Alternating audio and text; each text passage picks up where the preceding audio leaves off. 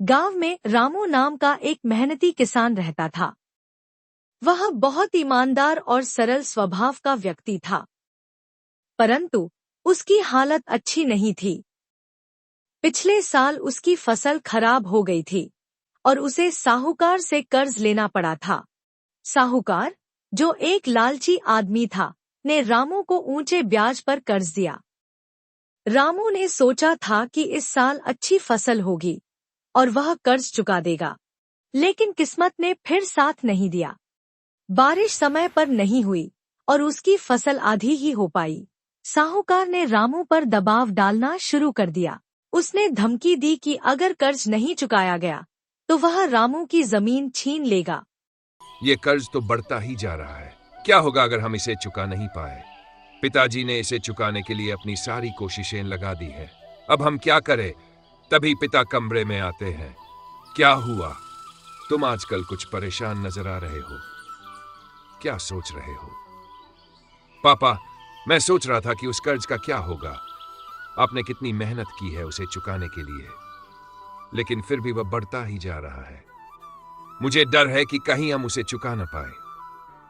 बिल्कुल बेटा, यह कर्ज एक बोझ है, लेकिन यह समय भी बीत जाएगा। जो हमें करना था वह हमने किया। हमने पूरी मेहनत की है और यही सबसे जरूरी है। कभी कभी हमें हालात से लड़ना पड़ता है और यही जीवन है। लेकिन पापा, क्या अगर हम इसे नहीं चुका पाए तो? अगर हम इसे चुका नहीं पाए तो भी हमें उस पर पछताना नहीं चाहिए। देखो, कर्ज एक साधन है, न कि हमारा दुश्मन। इसका मतलब यह नहीं कि हमारी मेहनत या हमारी ईमानदारी कम हो गई है। हमें अपनी जिंदगियों में सच्चाई और मेहनत से कभी समझौता नहीं करना चाहिए। लेकिन पापा, आपने मुझे हमेशा सिखाया कि हमें जिम्मेदार बनना चाहिए। हम अपना वादा नहीं तोड़ सकते। जिम्मेदारी तो हमारी है, लेकिन कभी कभी हालात हमारे नियंत्रण से बाहर होते हैं। अगर हम अपना सर्वश्रेष्ठ देते हैं तो भगवान हमें हर मुश्किल से पार ले जाएंगे। और याद रखना, कर्ज चुकाने से कहीं ज्यादा जरूरी है कि हम एक अच्छे इंसान बने। रामू, आप सही कह रहे हैं पापा। अगर हमने मेहनत और ईमानदारी से काम किया तो जो होगा वह हमारे लिए अच्छा ही होगा। बिल्कुल, जीवन में जितनी भी कठिनाई आए, अगर हम सच्चाई और ईमानदारी से नहीं हटते तो कोई भी कर्ज हमें डुबो नहीं सकता। ये जीवन का सबसे बड़ा सबक है। हमेशा सत्य के रास्ते पर चलो, चाहे हालात जैसे भी हों। रामू, मैं समझ गया पापा। हम अपनी पूरी कोशिश करेंगे। धन्यवाद, आपने मुझे हिम्मत दी। रामू ने एक तरकीब सोची और वह कल सुबह सेठ के पास चला गया और वहां जाकर कुछ मांगने लगा और अपनी कर्ज की बात को बताने के लिए कुछ चालाकी की और बोला, सेठ जी, हम पैसे तो जल्द ही दे देंगे, पर आप इतने बड़े आदमी हैं, हमारी एक शर्त माने तो मजा आ जाएगा। सेठ ने पूछा, कौन सी शर्त?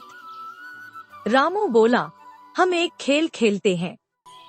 मैं एक कटोरे में 2 कागज रखूंगा। एक पर लिखा होगा कर्ज माफ और दूसरे पर कर्ज 2 गुना। मैं जिस कागज को चुनूंगा वही तय करेगा कि कर्ज माफ होगा या 2 गुना। सेठ को लगा कि रामू और उसके पिता तो भोले हैं, वह आसानी से जीत जाएगा। उसने तुरंत हामी भर दी। लेकिन सेठ की आदत थी कि वह हमेशा बेईमानी करता। उसने सोचा, मैं दोनों कागजों पर कर्ज 2 गुना लिख दूंगा। यह मूर्ख बच्चा तो मुझे पकड़ ही नहीं पाएगा। सेठ ने चुपके से दोनों कागजों पर कर्ज 2 गुना लिख दिया और कटोरे में डाल दिया।